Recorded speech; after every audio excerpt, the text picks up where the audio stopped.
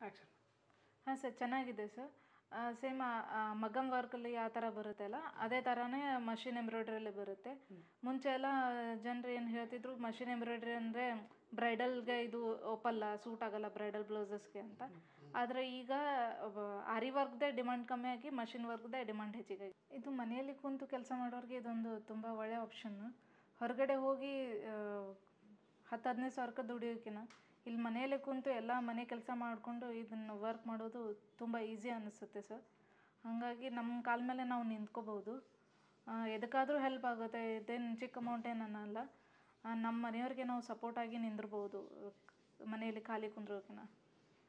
ಮತ್ತು ಹೊರಗಡೆ ಹೋದರೆ ಎಲ್ಲ ಥರ ಪ್ರಾಬ್ಲಮ್ಸ್ ಅದು ಇರುತ್ತೆ.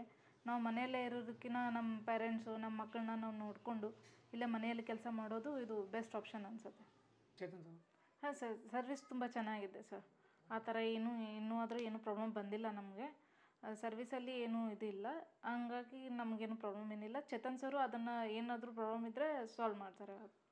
How do you feel with video call support? Video call support ಎಲ್ಲ ಹೇಗಿರುತ್ತೆ ಮೇಡಮ್? ಇದೆ ಸರ್, ಚೆನ್ನಾಗಿರುತ್ತೆ. ಆದರೂ ಒಂದೊಂದು ಸತಿ ಏನಾದರೂ ತಿಳಿಲಿಲ್ಲ ಅಂತಾನೆ ಸರ್ವಿಸ್ ಮಾಡೋರನ್ನ ಕಳಿಸ್ತಾರೆ ಸರ್.